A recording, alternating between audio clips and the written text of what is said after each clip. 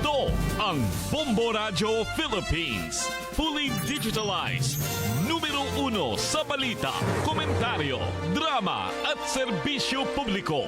Bombo Radio Philippines. Bombo Radio Philippines. Ang inyong #1 at most trusted radio network in the country. Paradyo Bombo!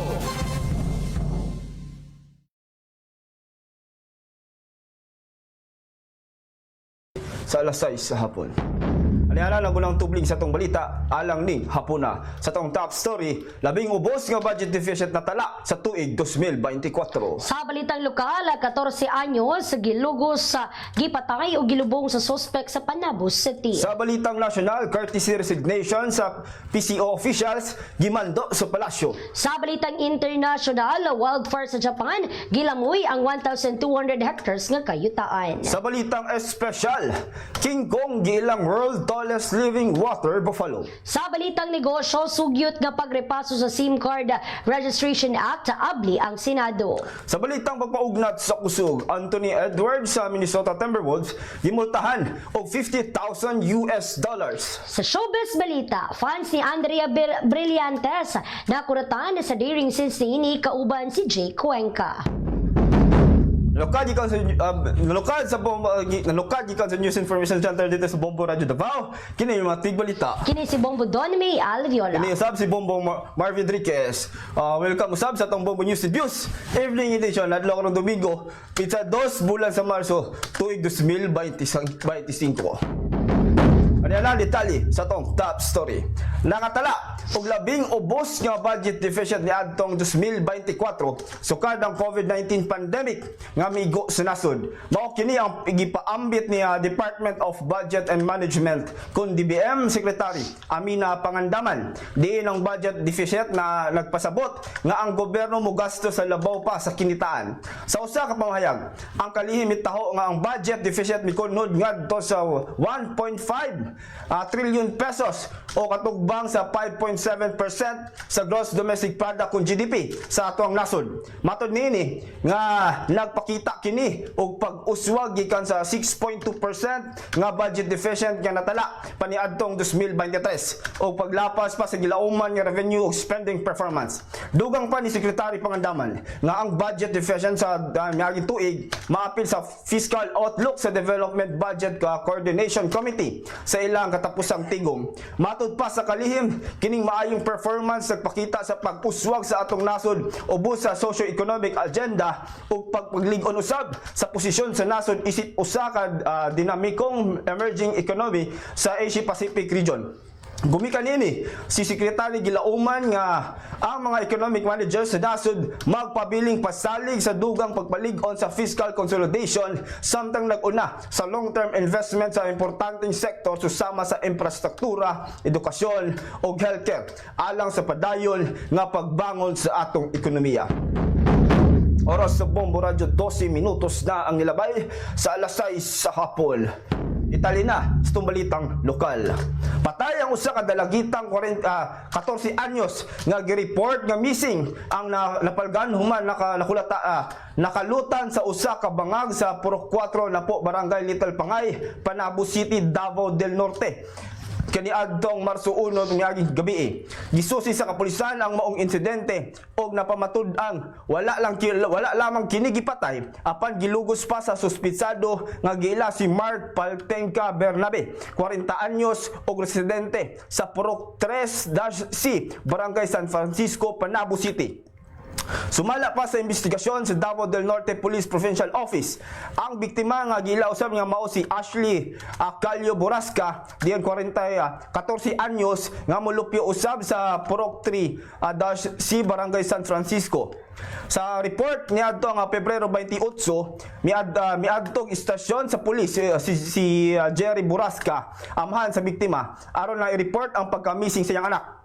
Gihimo sa kapulisan ang ilang pagpangita hangtod nga nakitaan ang patayng lawas sa dalagita nga gilubong sa yuta nga gipanag-ihan mismo sa maong suspetsado. Sumala pa sa ebidensya, si Bernabe ang katapusang nakitang kuyog sa biktima sa wala pa kini mawala. Gumikan niini, gipaubos kini sa interrogation og nadakpan sa follow-up operation sa kapulisan. Karon na naana sa kustudiya sa panabog PNP ang suspisado samtang nagpadayon ang investigasyon sa kaso. Ang mga otoridad may padayag nga ang ilang panikamutan ng hustisya alang sa biktima ug sa iyang pamilya.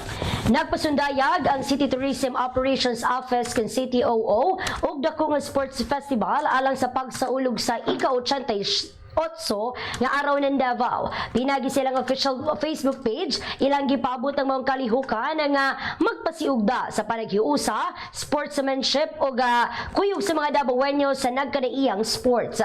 Matod pa sa CTOO, bisan pa man ang mga atleta, coach o ikaw, mahiguga maon sa sports, kini nga event dili nimo gusto nga mahabilin. Ang Mau Sports Festival mulungtad og usa ka bulan nga puno sa kompetisyon, demonstrasyon ug aktibidad nga magpakita ug magpalambo sa kahanas sa mga partisipante.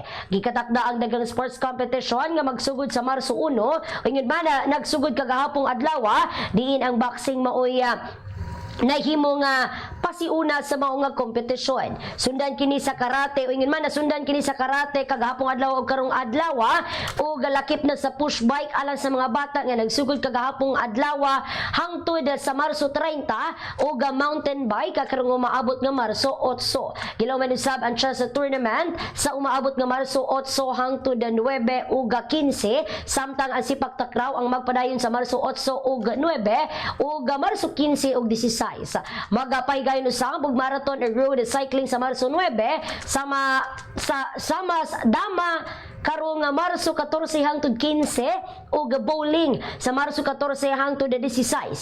Apil sa ubang mga sports kag gianda mao ang tennis, volleyball, wrestling, arnis, kickboxing, basketball, softball ug uphill challenges sa mountain ug road biking. Dugang paniana samtang pipila sa maong mga kompetisyon alang lamang sa mga Davaoenyo aduna usab mga kategorya nga abri sa mga atleta nga gikan sa gawas sa syudad. Ingon man ang mga interesado nga moapil ang gipahinumduman sa pagbisita sa City Sports Development Division Office sa Davao City Recreation Center, Kimpo Boulevard, Dakbayan sa Davao.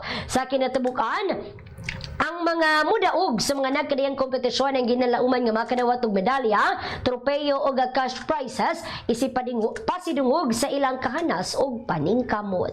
Duang pa sa itong balitang lokal, gipalig-on sa 20th Davao City Council ang suporta alang sa Persons with Disabilities o KUN PWD. Pinaagi sa pag-aproba sa usa ka ordinansa nga nagtugot sa syudad sa pagperma o Memorandum of Agreement uban sa usa ka lokal nga mall chain. Pinaagi sa ordinansa nga number 155-23 na makadawat og libre nga movie passes ang mga PWDs matag Lunes sa unang adlaw sa screening nga magamit kausa sa usa ka semana sa mga mall.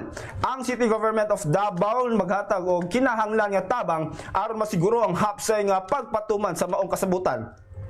Gipasidugan usab sa konseho pinaagi sa resolusyon ni sa usa ka konsehal ang mga mall sa ilang pagpakita sa social corporate responsibility ug paghatag og libre nga sini alang sa PWD. Kini nga inisyatibo makatabang sa pagpauswag sa ilang kasinatian sa kalingawan ug kultura sa syudad. Samtang si Attorney Redendo Martinez ang bag-ong nagdumala sa Persons with Disabilities Affairs Office mipahayag usab sa iyang pasalamat sa suporta sa mga mall o sa City Council sa ilang paningkamot nga matuman ang ordinansa alang sa mga PWDs.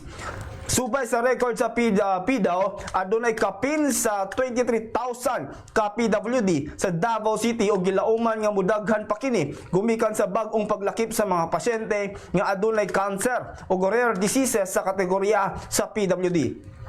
Dugang pa niini, ang maong libreng sine usa ka dako nga tabang aron mahatagan ang oportunidad ang mga PWDs nga makatagamtam sa kasadya o kalingawan nga susama sa uban.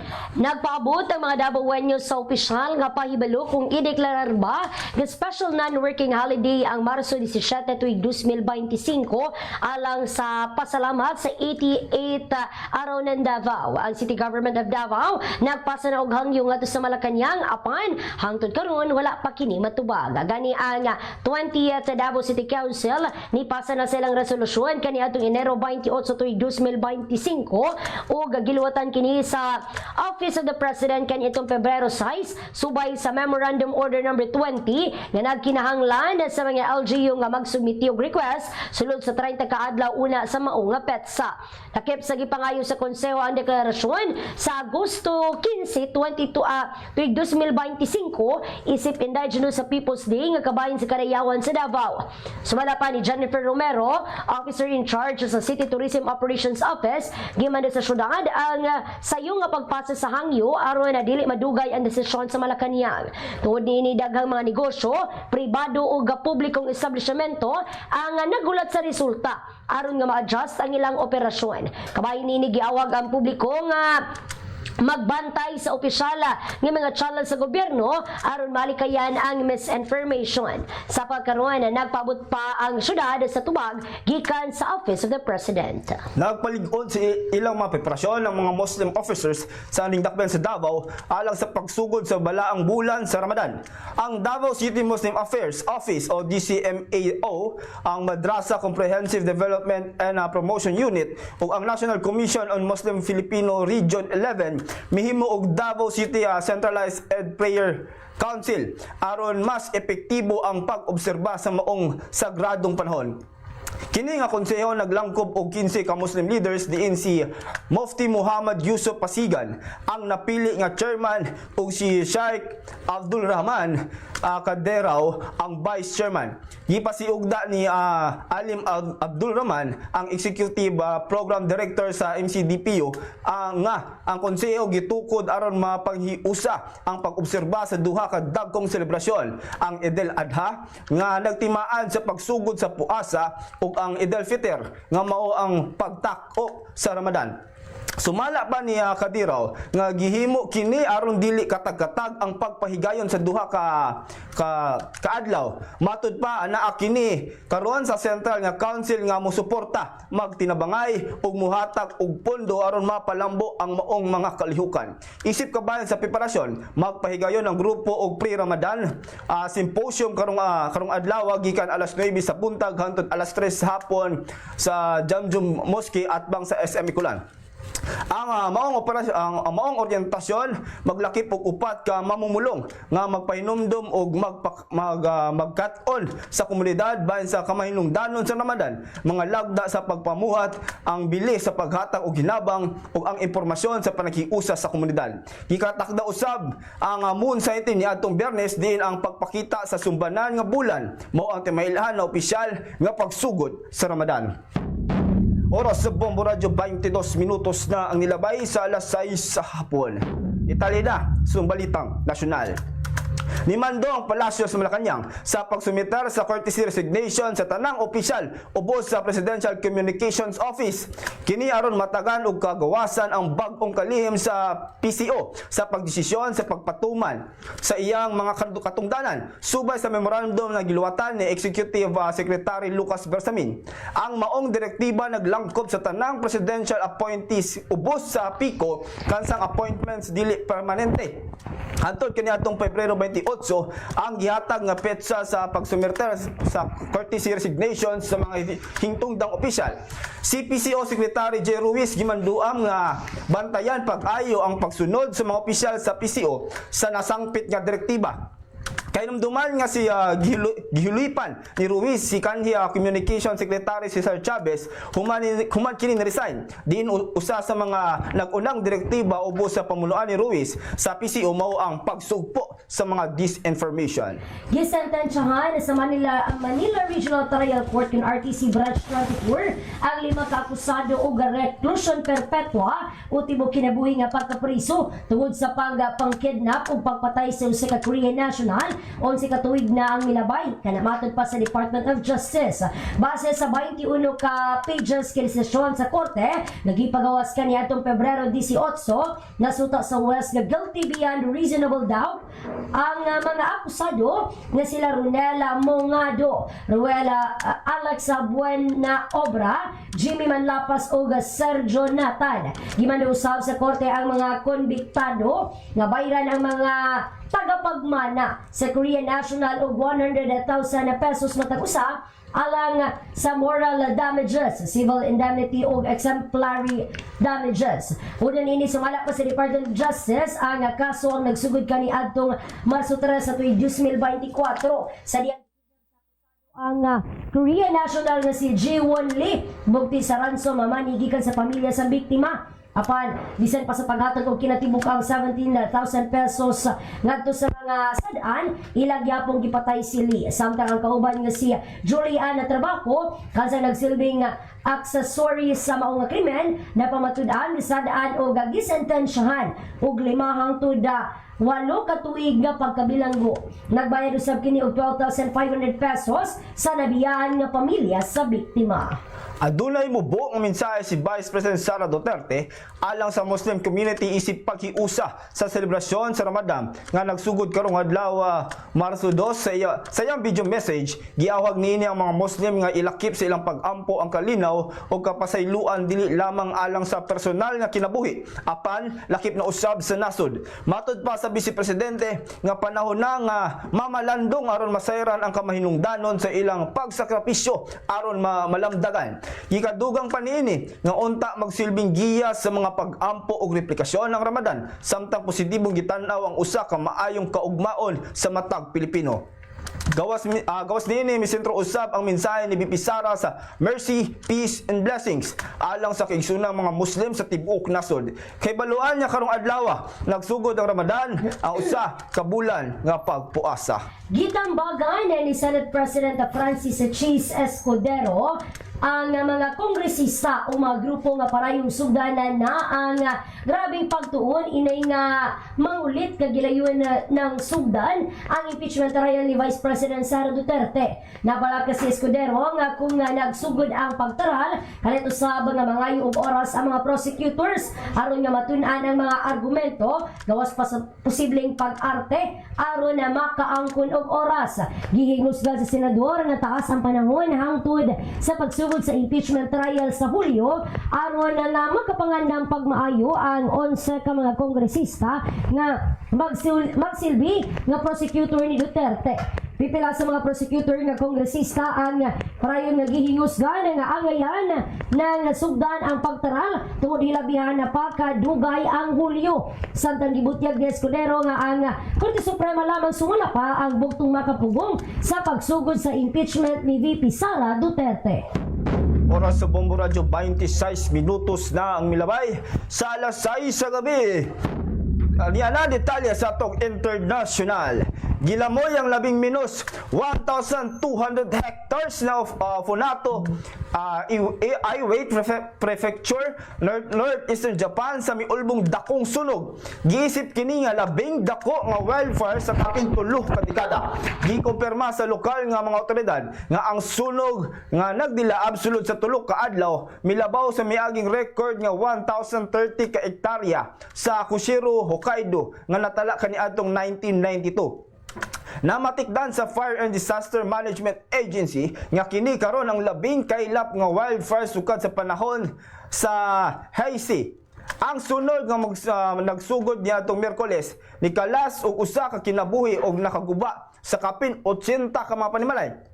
Agig tubag gipakusog sa gobyerno ni Prime Minister Shigeru Ishiba ang mga paningkamot aron mapugnan ang kadaot. Diin kapin sa 15 ka mga helicopter lakip ang mas dako nga Self-Defense Force aircraft nga gidisenyo alang sa water drops ang gipakatap. Dugang banini ang Ministry of Internal Affairs and Communications nangayo og emergency assistance gikan sa kapin 10 ka prefecture lakip ang Ganma, Saitama o Tokyo aron suportahan ang mga paningkamot sa pagpalong sa sunog.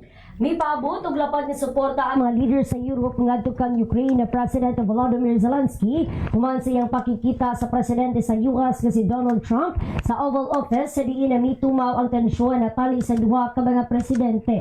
Nakip sa mga nagpahayag og suporta mao ang mga hepe sa European Union nga sila Ursula von der Leyen ug Antonio Costa kansang mipasalig kang Zelensky nga wala siya mag-inusara. Sa iniusang pahayag, gisultihan sa duha ka mga leader si Zelensky na magmaisubon ug dili mahadlok og mipasalig nga sila magparayon sa pagtinabangay alang sa usa ka makatarunganon og malungtarong kalinaw. Gipasiugan ni French President Emmanuel Macron nga ang Russia ang agresor sigubad sa Ukraine ug ang Ukraine ang naagrabiyado. Gisado sa niini ang tabang sa Ukraine og mga silot batok kana sa Russia sulod sa tulo ka tuig og miingon nga ipadayon nila kini. Giyon usab ni Macron nga kung adunay nagsugal sa World War III, kini ang presidente sa Russia nga si Vladimir Putin. Ang outgoing German Chancellor nga si Olaf Scholz ang nagpahayag usab og suporta alang sa Ukraine. Sama sa mga leader sa kalibutan, gikan sa Netherlands, Poland, Spain, United Kingdom, Canada, Denmark ug Sweden. Sa kilid sa Russia nga naglunsad og usa ka bug-os nga pagsulong sa Ukraine, ang Deputy Chairman sa Russian Security Council nga si Dmitry Medvedev ang nagkarayon nga sa unang higayon resultian ni Trump ang kamatuoran maitungod kang Zelensky nga iyang gitawag nga cocaine clown samtang ang punong ministro sa Italia nga si Giorgia Meloni ang nanawagan sa US, Europe ug sa ilang mga kaalyado nga maghimo og usa ka summit nga walay paglangan aron na hisgutan ang gubat sa Ukraine. Oras sa Bombo Radio, 30 minutos na ang nilabay sa alas 6 sa gabi. Itali na sa itong balitang espesyal. Ang male water buffalo nga si King Kong ang gikonsidera karon nga world tallest living water buffalo. Opisyal kini nga giila sa Guinness World Records sa official website niini. Makita si King Kong sa Nenlani Farm sa Nakhon Ratchasima, Thailand. Aduna kini sukod nga 6 feet o 0.8 inch gikan sa iyang hoof hangtod sa iyang withers. Kumpara sa mga ordinaryong buffalo, si King Kong ang mas taas og kape na 50 cm o 1.64 feet. Apan bisan pa man sa kadako niini, buutan sumala pa kini si King Kong. Mahilig usab kini nga maghumol sa tubig. Makigdula usab kini sa mga taong gaduol og mugunit kaniya, ilabi na kung hungitan kini og saging nga paborito ni King Kong.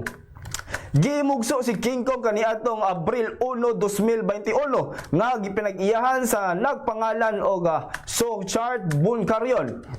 Kini ang rason hinungdan gipangalan og King Kong nga gikan usab sa bida sa Hollywood movie kabahin sa higanteng gorilla. Ang water buffaloes ang maoy dakong importansya sa kultura ug kasaysayan sa Thailand. Mahinungdanong bahin kini sa agrikultura ug transportasyon sa maong nasod sa sulod sa taas nga panahon. Sa balitang negosyo, abli ang Malacañang sa sugyot nga repasuon ang Republic Act number 11934 o mas naila isip a SIM Card Registration Act. Gipalano gani Undersecretary Attorney Claire Castro, Presidential Communications Office and Palace Press Officer ang sugid sa Palasyo Human subli nga nanaghan ang biktima sa online scam gamit ang rehistrado nga cellphone number ug mga scam text. Nakip sa girekomendar ni Castro ang maong pagparehistro sa mga SIM card holders sa ilang piniling telecommunications network. Tumong niini nga mas mapalambo ang seguridad o proteksyon sa mga konsumidor. Bili sa piso batok sa lang yung salapi. US dollar 57 pesos and 99 centavos. Hong Kong dollar 7 pesos and 44 centavos. Singaporean dollar 42 pesos and 93 centavos. Saudi Arabia Real 15 pesos and 43 centavos. Sa tuwang euro 60 pesos and 21 centavos. Oras sa Bombo Radio, 32 minutos na ang milabay sa alas 6 sa gabi. Itaye na sa itong pagpaugnat sa kusog.